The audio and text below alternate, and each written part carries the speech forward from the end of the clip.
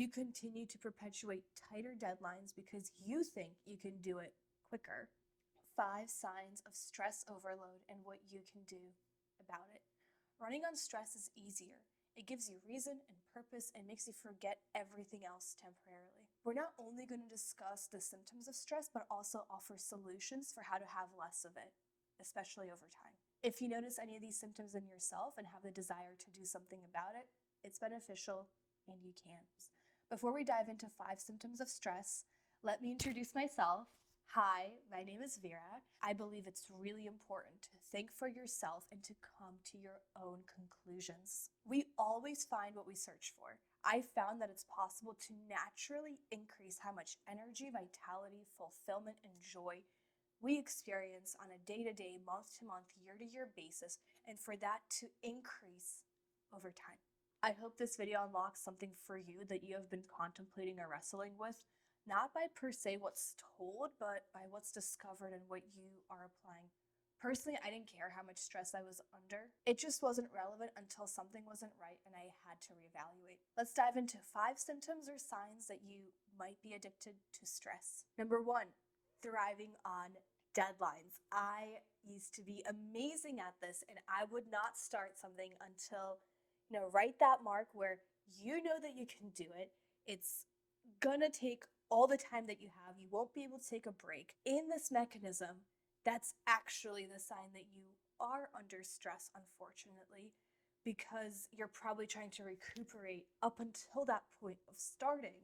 Relying on the adrenaline rush of last-minute deadlines and doing things right in the nick of time can be a pattern indicator that you're being run and powered by stress. Your schedule is probably full to the brim. You are able to meet the deadlines effectively. It's something that you're actually proud of, but over time something has to give and your boundaries give, which has consequences that can't really be perceived short term.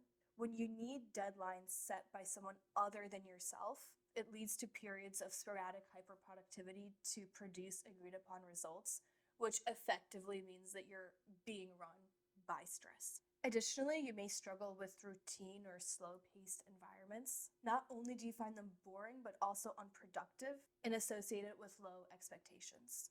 This is keeping you stuck.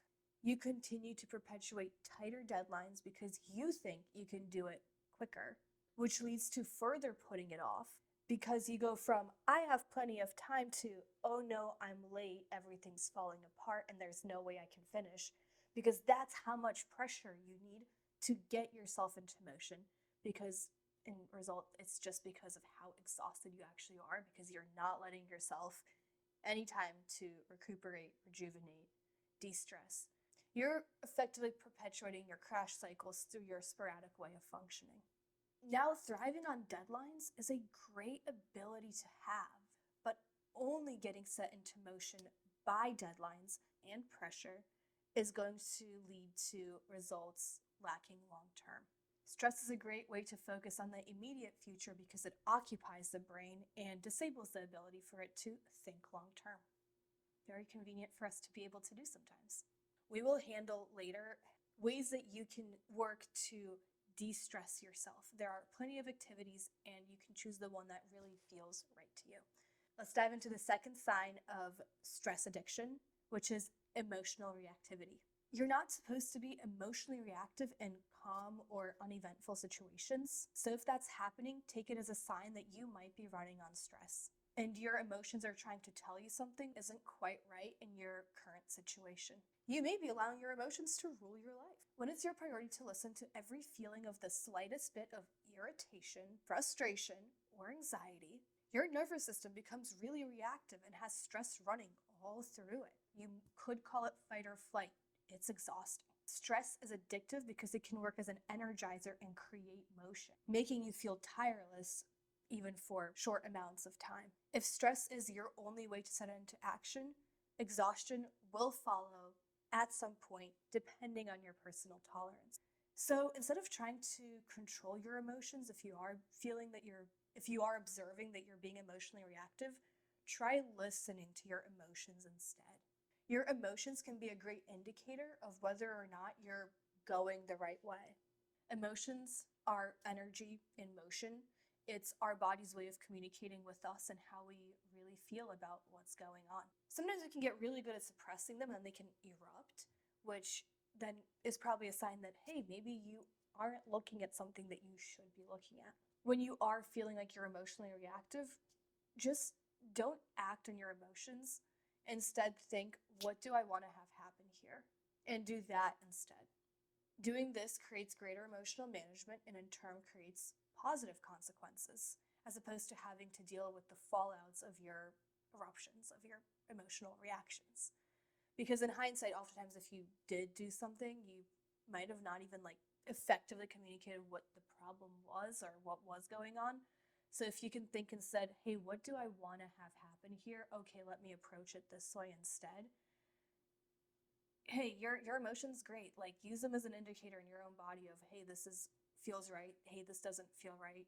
But then instead of just putting out that emotional reactivity on someone else, think, hey, what do I want to have happen here? How do I want to approach this? And then do that instead. That way you can have those positive consequences, those positive spirals forming.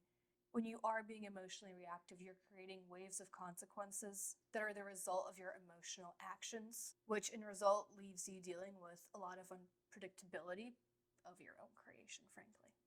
Emotional reactivity can be a sign that you're running on stress. And through that emotional reactivity, you're also managing to perpetuate it around you as well.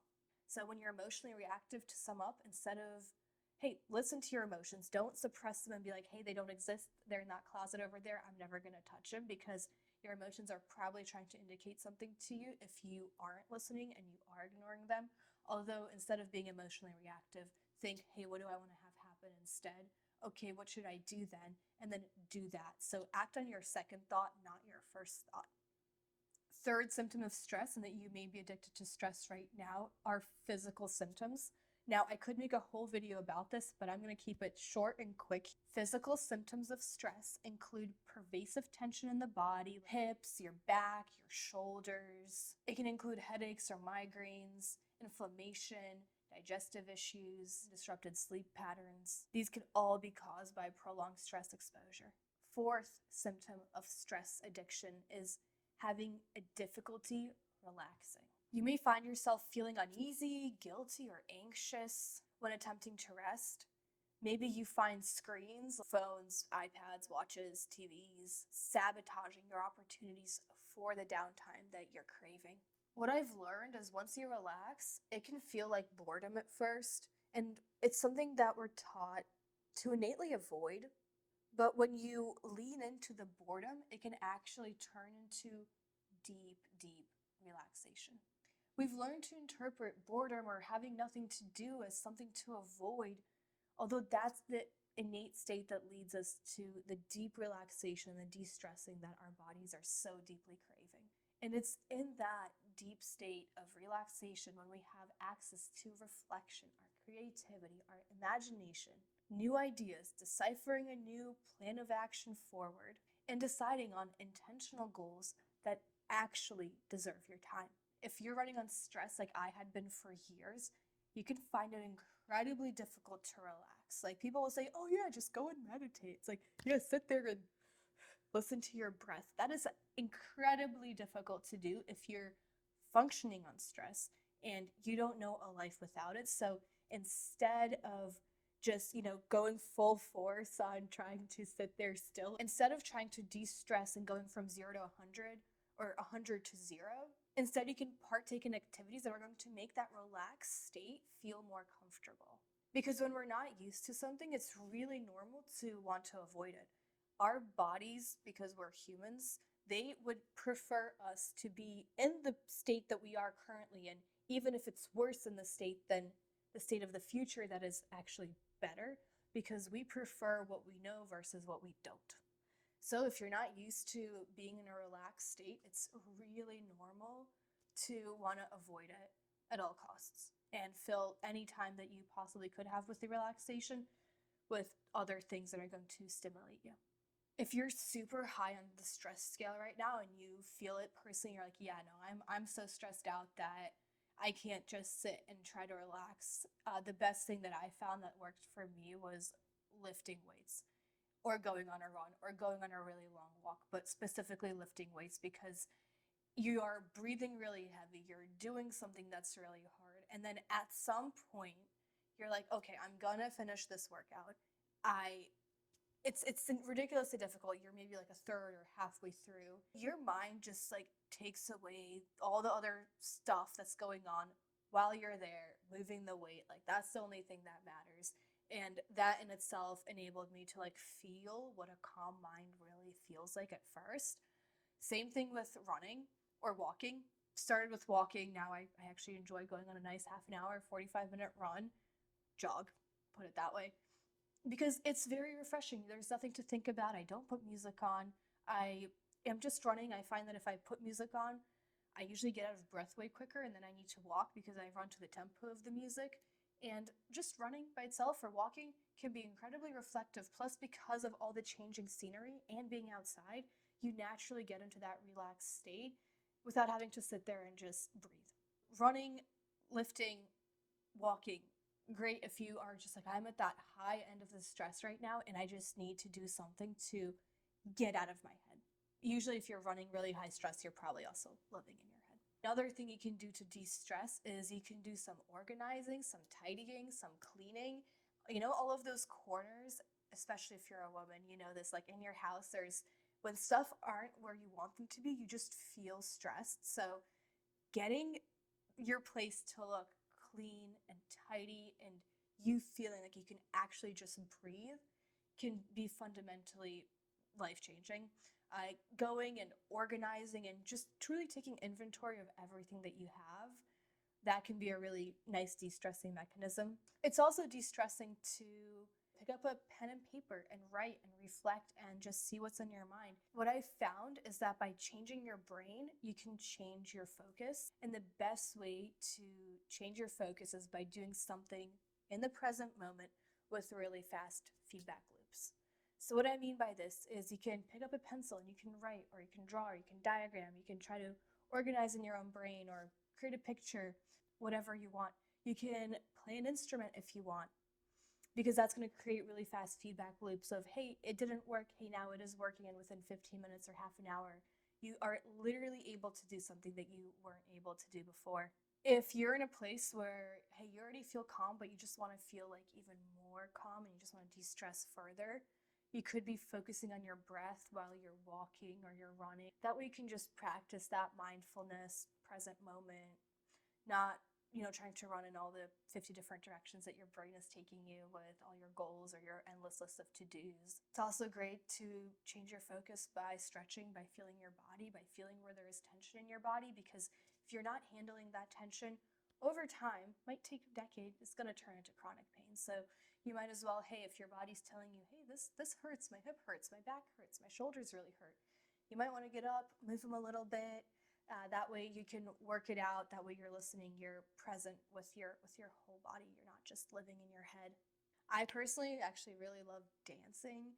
To me, it's a full body activity that involves, creating the movement in a way that is beautiful and artistic, and you're always trying to improve something a little bit more. So it's something that brings me a ton of peace. It also keeps my body moving, fluid, feeling really good.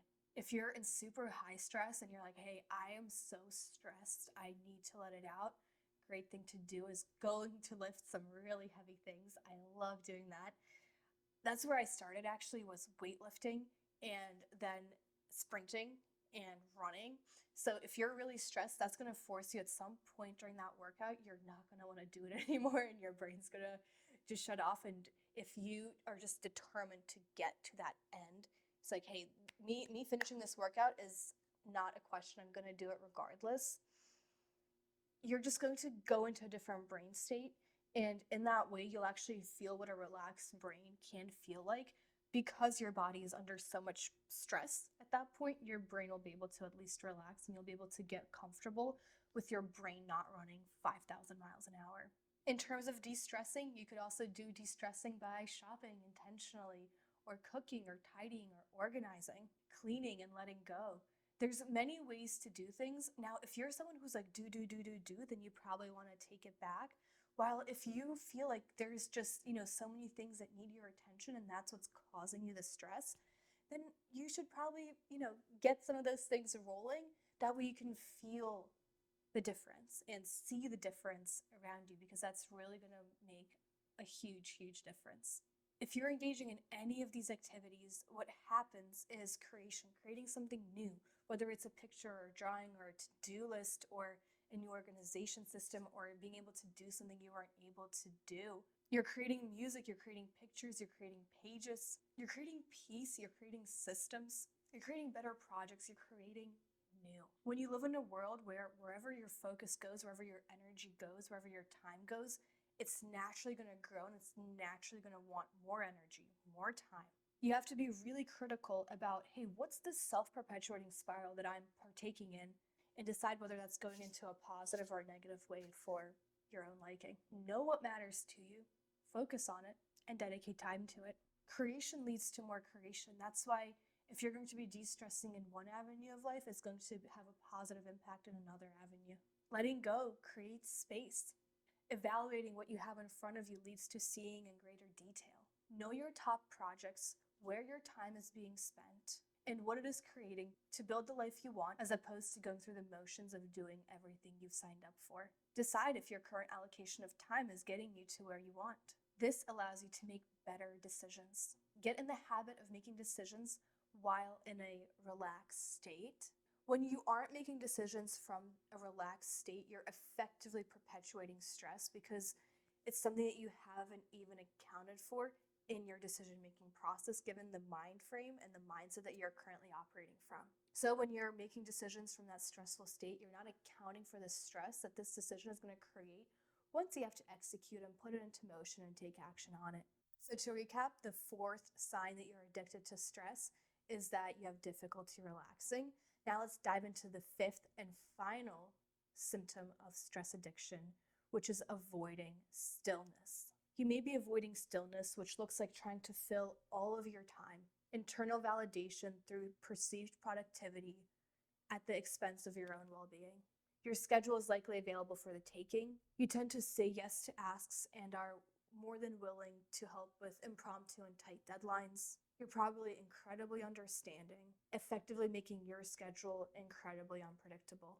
You may consistently put work, obligations, or other people's needs above your physical, mental, and emotional health. Maybe you love this. Maybe you feel drained living on other people's time.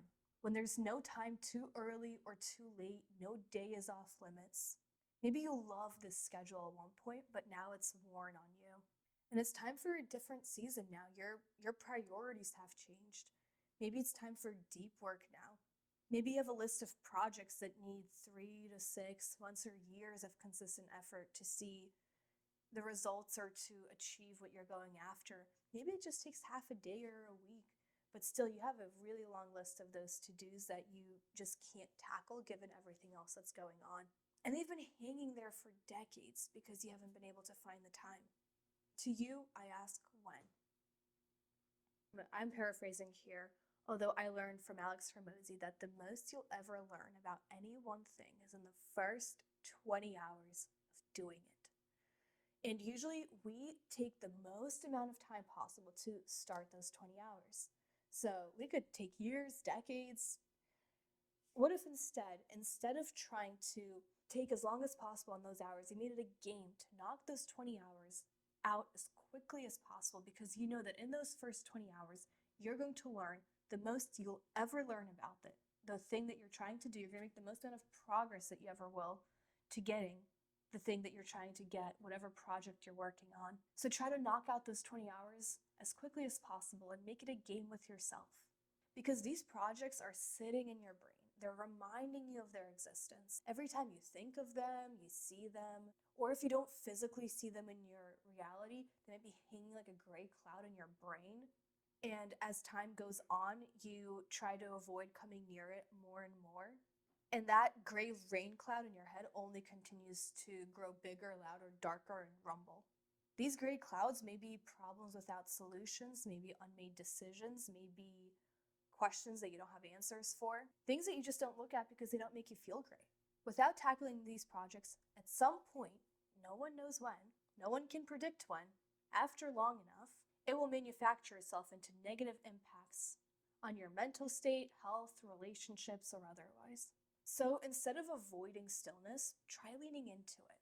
Make it your friend. Let yourself book an entire day with nothing planned, and don't let yourself go into your huge list of to-dos. Allow yourself to actually be still, to be creative, to be imaginative. Even if your current environment doesn't per se support it and you do want to do a ton of other stuff, don't let anyone else take your time on that one day. Let yourself not fall victim to menial things in the avoidance of the greater. Allow yourself to instead be still and find joy and peace within it. Avoiding stillness can definitely be a sign of stress and stress addiction and being powered and run by stress. When you're running, you either are running from something, you're running to something, or you just really enjoy running. You enjoy running and you know where you're running towards, then go at it. But if you're running and you're unsure where you're going, stress may be ruling your life more than you realize. We've now covered the 5 signs of stress, how they can be ruling your life, and now let's talk about what you can do to reduce stress in a synopsis. When you're used to running on stress for possibly your entire life up until this point, it feels way more normal to do that instead of functioning from a calm and centered and peaceful place. Reducing stress isn't desirable by our nervous system, especially when we're just starting out, because we prefer more of the same over change. Knowing this, we can now be understanding with ourselves, knowing that stress might be something that our body currently prefers because it's used to it. So when you want to come down from a stressful state, do something that's going to help you reset your nervous system to calm it down and to make it feel good doing so. Music, art, dancing, lifting, running, nature, just sitting there and breathing, organizing, tidying, it can all help. Now, if you feel like you just can't stop, you're just running and you don't have any more energy to do so, you may be better off just sitting there and experiencing yourself breathe. You can sit there and work on deepening your inhale, holding it, and letting it out slowly, effectively slowing down your breath, slowing down how many breaths, inhales, and exhales you do per minute. You could count to 4, inhale for 4, hold for 4, exhale for 4, hold for 4. Some people can work their way up to 10. That's supposed to be super de-stressing, although that's really difficult, I find still. You could de-stress by cooking or shopping or crossing off some to-dos. If you're always operating from urgency and a lack of energy, you're definitely stressed. If you're in a continuous cycle when you reflect back of doing the most urgent and then crashing, doing the most urgent and then crashing, you need rest. But your nervous system may be hardwired for productivity right now that you aren't even physically able to rest. You may be there right now where you have a mountain of stuff, a laundry list of to-dos that needs your attention, but because your habits haven't changed, you aren't able to de-stress and in terms tackle that because your stress levels haven't been managed and your energy never recovered. If you accept that it's never going to be the right time to slow down, then you can partake now in activities that are going to create new neural networks in your brain of rest, rejuvenation, relaxation, which effectively means that you are de-stressing and you're letting your stress levels come down. And that might be evident only over time after doing it for a certain amount of time if you've been running on high stress for months or years or your entire life. Wherever your focus goes, that's what grows. It's up to you to decide whether you like what is currently growing in your life or your garden, you're planting, watering, and taking care of through your personal allocation of your own time. To reduce stress, focus on accomplishing priorities and projects not only set to you by others, but also ones that you've personally decided on for yourself. Lean into stillness and relax. Allow your face muscles to relax, let your shoulders drop. You can lift them and just let them drop. You'll feel tension come out that way. Find a moment of stillness by taking a deep breath in, or create 10 minutes of it intentionally by setting a little alarm on your phone. That way, hey, for those 10 minutes, I'm just going to practice this thing. It does feel weird, but hey, over time, I know that if I keep coming back to it, I'll get better at it. So this is something I think I'm going to stick with because I realize I'm living a really high stress life. And yes, this makes me feel incredibly uncomfortable, but you know what, I'm going to deal with the uncomfort. That way, long term, I think this could possibly have a positive impact. That could be the way you're thinking right now, and that's a great place to be, by the way. Listen to your body when it is showing you tension and physical discomfort, and move to relieve it before it becomes worse and turns into chronic inflammation and pain. Set time aside with a pen and paper as opposed to a screen. Explore where that leads you. I personally enjoy printer paper and sticky notes because I can draw whatever I want, connect things however it makes sense, as opposed to having any lines or structures. I also like the gridded papers as well, so lined paper I actually prefer the least, is what I found after finishing up grade school. There are many activities that you can partake in that have been found to be relaxing and de-stressing. But when you're living a high-stress life, sometimes you just can't fathom adding something new to it, something else that's going to take more of your time. In this case, you really got to think strategically here. What can you effectively implement that's going to give you the most positive ripple effects into everything else that you're doing that can be integrated and provide the benefits that you need?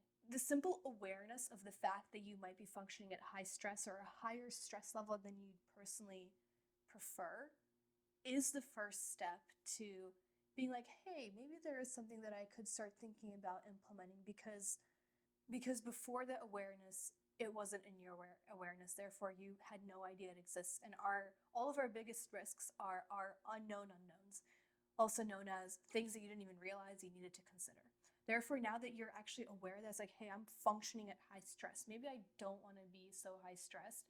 Now, through simply having that idea in your mind, you're going to, over time, create a way for the possibility to actually allow your stress levels to come down. So even if it's not possible for you at this very moment to figure out what it is that you're going to do to allow your stress levels to come down, simply having that awareness of the fact that you want to do that is going to enable that in the future because of your newfound awareness.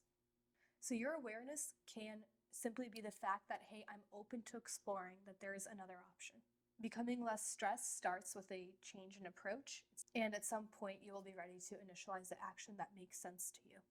Between building and running record-breaking sales teams and submerging myself into the startup ecosystem, building masterminds and flying around the country doing them, it became evident that capacity and energy are the limiting factor at a high enough level. I had to learn that hyperfixating on one project or priority, above all else, especially with high rewards, a ton of uncertainty and urgency and unpredictability builds a ton of stress over time. For me, it wasn't sustainable. I couldn't put my work to sleep.